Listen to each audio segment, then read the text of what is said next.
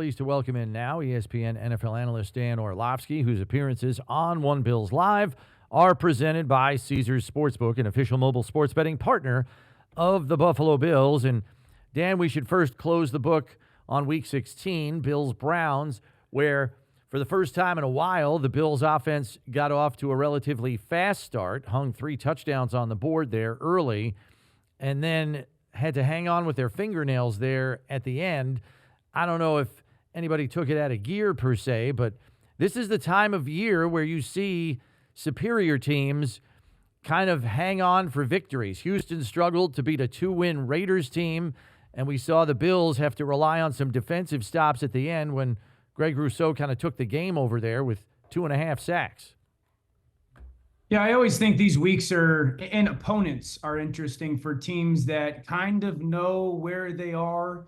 There's a sliver of maybe getting to an elevated option. There's a sliver of maybe dropping down, and you're playing against, what's a significantly inferior opponent. Human beings, guys have a lot going on in their lives right now with, holidays and Christmas and potential playoffs starting and trying to plan things. So, it wasn't overall pretty, but there was enough to find ways to win. James was great. They ran the ball well. I think a couple drops probably impacted the overall scoreboard more than it should have been. The defense got hit with, 2 huge screen passes versus pressure. Shador made some plays with his legs. So I don't think that there's anything that happens in that game that you're concerned or alarmed about. I think that you can point to it and say, hey, these are things that certainly we have to be more on top of, but find a way to win. They're in the playoffs, which is a good thing. And now they can kind of start to plan for what the next couple of weeks could look like.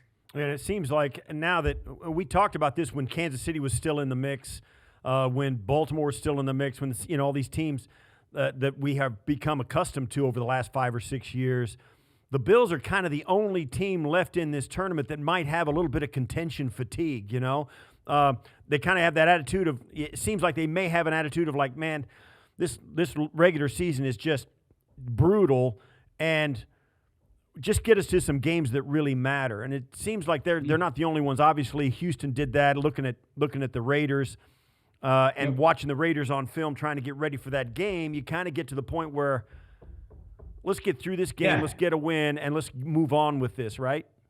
Yeah, and I think, Steve, this as well. This is a long season, and you can, if you're a good team, you can get to this point and be like, we'll find a way to win the game. It's just they're not good enough to beat us if we almost show up, and that's not trying to be disrespectful. I'm just putting myself into those shoes as an ex-player and whatnot, and so. Yeah, I just think that it's, when you get to that point now, it's games that matter and have impact. If I'm not sitting here telling everybody that the division isn't still an option or the potential of a one, but it's so unlikely. Guys know that, it's you look at the picture and say, okay, is New England going to lose to these teams? And then is Denver going to lose to these teams? And is Jacksonville going to lose to these teams? And it's just the reality. And so you're really just thinking about, okay, how can we be best suited to go in for this really, really important run that here it goes again. And I just think it's a little bit of human emotion. What about Buffalo's offense here, Dan, going into this one against the Eagles? It looks like they're still trying to find a combination they can count on in the receiver room, specifically on the outside. And after last week, it seems like they are still searching. Gabe Davis has been healthy and active each of the last 2 weeks. Keon sits down last week, and they clearly went with a speed group. Palmer, Cooks, Hardman didn't really play on offense, only got 2 snaps on special teams as a punt returner. I think they're going to spin the dial again this week based on lack of results last week. If you had to pick your outside group for this team based on a number of factors, I'm sure, where do you come down in terms of what pairs best with the tight ends and backs they have in the passing game? I would tell you the 4 receivers that I would want on the field throughout the course of a game would be 1, Shakir, 2, Gabe Davis, 3, Shavers, and 4, Palmer. Those would be the 4. And I think for Gabe and Shavers, why them over Keon? My honest answer is trust. I think you can trust them. I think that they're going to give you everything they have in the run game, which obviously is a big deal. I think they're going to be where they're supposed to be more often than not, or do what it takes to get there. And that's at least the quarterback knows. And then obviously the tight ends are still massive parts in the back. So from a wide receiver perspective, those would be the 4 that I have the most confidence in. I think that, Chris, as they go into Philly's a defense that it's an interesting matchup because you want Philly to be in nickel defense as much as possible. Not because you think you can take advantage of their nickel. You think you can take advantage matchup-wise on their 3rd defensive back, which has been Adoree Jackson. DeJean is fantastic, and Quinyon Mitchell is fantastic. So those 2 cover people, zone or man. Now, a lot of times their zone defense is a match defense, so it feels like man. You're not going to love a ton of matchups on those guys. You do love going after that 3rd corner, and that's kind of what teams have done throughout this year. So you've got to find ways to with personnel, get that 3rd corner on the field and then create that matchup. Their backers have been good in coverage, more so recently. And so, it's a matchup where even with your tight ends, you're going to get a ton of zone. You're not going to get a ton of man. Buffalo is 8-up man. And I think what you're going to see is a defense that tries to put the top over everything and force that run game to be a consistent weapon. But if you can get matchups on Adoree, that usually has spelled good stuff for an offense. So you've got the Bills have got this offense now where, James Cook is leading the league in rushing. He's the only guy that's been consistent the entire year. He's got 100 yards in 11 games. I mean, almost every game you can count on him getting close to that. They've got a really good, solid, consistent running game that you got to contend with. And they've taken that off of Josh's plate, right? Josh doesn't have to put the cape on every week, and although we've seen him do it 2 out of the last 3 weeks, they've kind of found a different way to win coming down the stretch with their run game and being a little more physical and throwing it when they need to. And certainly that's what has probably put Josh on the back burner of the MVP conversation, right? Yeah, I mean, it was a quiet weekend for Josh. It's coming off of a super loud weekend. There's going to be a huge opportunity on Saturday for him. I think Josh, like if I was voting today for MVP, I would have probably put him kind of neck and neck 1 last week. I'd probably put him at 3 this week with what we saw Stafford do on Thursday Night Football in a loss, and then Drake May with the comeback. And so, yeah, I think style-wise, I do think that there's a lot of good when it comes to, we've talked a lot about the concern or the flaw or they're bad about this offense throughout the course of the season. I do think there's a lot of good, and to your point, James Cook, when you can consistently just dictate the game and control the offense in the line of scrimmage, that's going to be huge, not only in this game against Philly, but really into the playoffs, because matchups are going to be everything in the playoffs. I mean, they will be everything in the AFC. And so, there is no concern about if Josh can do it or if this offense can get it done. It's really about if this run game can stay as consistent as it can and they don't give the ball away. I just think it's a very difficult offense to hold under realistically 30 points. Dan, with some nicked-up players for Philly, it looks like Jalen Carter has a chance to get back in the lineup this week. That's noteworthy. Nakobe Dean, though, stoinks a hamstring last week and is kind of up in the air. I know they've got their first-round pick, Jahad Campbell, right behind him on the depth chart, and he played some games earlier in the year before Dean came back. How are those two different in skill set in your estimation? Because I'm envisioning the Bills, using the middle of the field in the passing game, tight ends, Shakir. You mentioned that the linebackers are doing better in coverage of late for Philly, but if it has to be Campbell instead of Dean, where are they better? Where might they be worse? Yeah, so one, Dean is a much more utilized and successful blitzer. He would be the guy that would be very much so in their blitz package. They're not a heavy blitz unit, but in their blitz package. and he's very good on the backside of runs. Now, Campbell, much better in coverage. He's longer, he's more athletic. He's not as much of a pressure guy. He's also not nearly, I don't want to say not nearly, he's not as instinctual on the backside of runs. He kind of waits to feel the run. Nakobe's got great instinct of when to go on the run. And so I think those are how they're fundamentally different. They don't ask Nakobe to cover as many tight ends as they have Campbell. Campbell's the guy that they have trusted covering tight ends much more in their coverage. And I say this just as that reminder, this isn't really a man defense, but it will feel like man to the offensive players for Buffalo. It's match. So, that tight end is going to come to the area, and then that linebacker is going to try to clamp down on him. And so it's a really good coverage unit, Chris. It is. It's a really good tackling unit. You don't get a lot of yards after the catch. So a lot of those bubbles, those RPOs that are a big part of this offense, I would be surprised if that was one, a huge part of the pass game plan, but also two, successful. DeJean, I can't say enough about Cooper DeJean. He's a guy, honestly, you don't even want the ball in his area. He's so good at tackling. He's so good at playing with leverage. He can punch away the ball and take it away. He's crazy athletic. And so I think if I'm Joe Brady, it's really this, you don't like throwing to Quignon, you don't like throwing to DeJean. So can you get a matchup on a Bond who's been better, or those linebackers, but more so Adoree. And so if there was a game that receivers will have to step up and make some plays, it's going to be this game for Buffalo.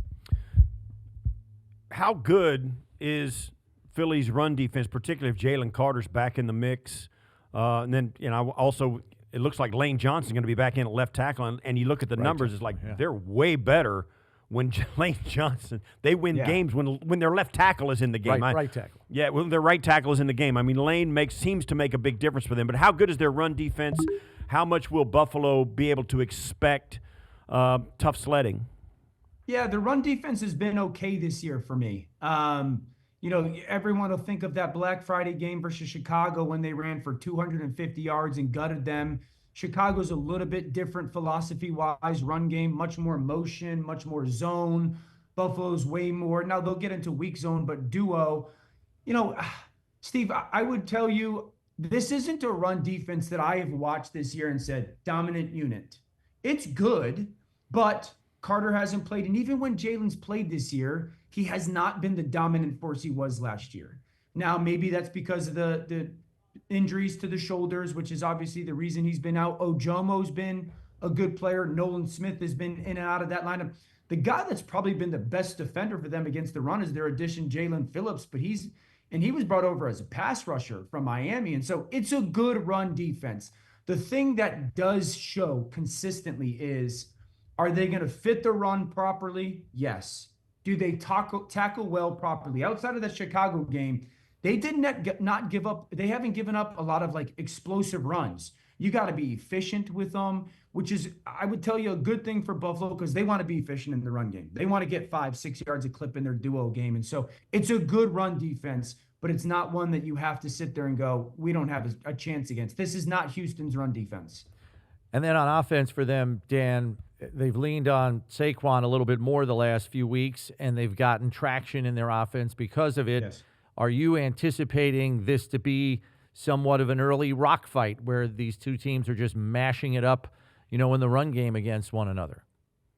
Yeah, I have been encouraged from Philly's offense since the Chargers Monday Night Football game, and I know that sounds outrageous because that was the 5-turnover game. Jalen played poorly with picks and whatnot, but I saw them doing things schematically that at least challenge a defense. So since then you've seen this offense go much more under center run. I would fully expect that to continue. Much more empty. You're going to get 8 or 10 snaps this game from empty. And this is why it matters for Philly right now. Because one, the quarterback run game out of empty is being utilized more than it was the first 2/3 of the season. So Jalen as a runner.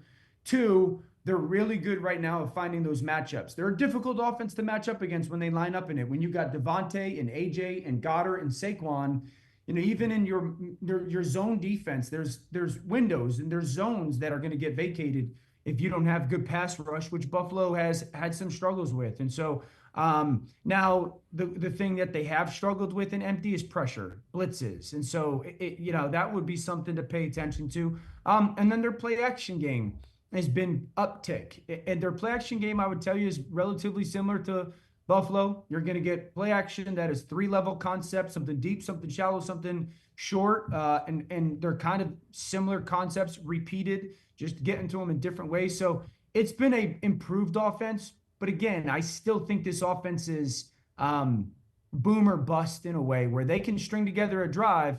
They could also go 2 or 3 straight 3-and-outs. So, Dan, there's 7 teams in the AFC bracket, and it looks like they're not going anywhere, right? I mean, you got Houston, Buffalo, and Chargers in the wild card. Pittsburgh at 9-6. I mean, if they lose 2 straight and Baltimore wins 2 straight, maybe. I don't know about the tiebreakers, but it seems like the 7 teams in the AFC are set. If you're Buffalo sitting at the 6 hole, how worried are you about seeding, and how much do you put into the pie of trying to still win the division even though it's a sliver of hope? Do you rest guys? Do you pull in the sails? Do you get to the postseason as healthy as you can and not worry about where you're seated? I get to the postseason as healthy as I can. I'm not worried if where I'm seated.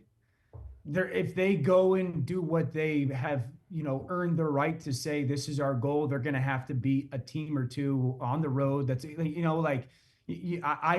I also don't think there's a team in the AFC that you're don't want to see them. It's going to be about matchups. There's some really good teams.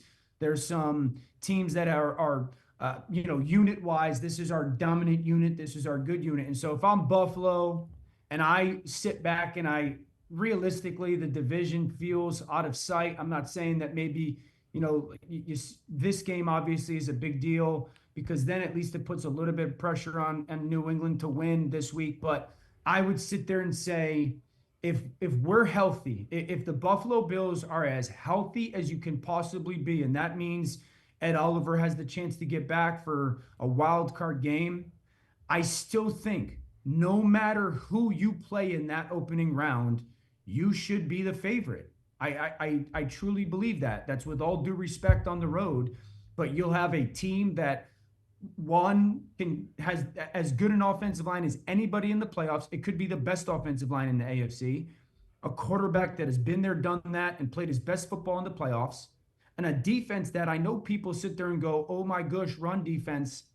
I don't see a dominant run offense in the AFC playoffs.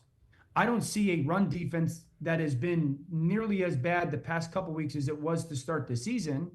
And I see a coverage unit that I think can cover pretty darn well. And so I would tell you, Steve, for me, it would be a health thing and a mental energy thing for this significant run more than great. We got the Jaguars and not the Chargers or something like that.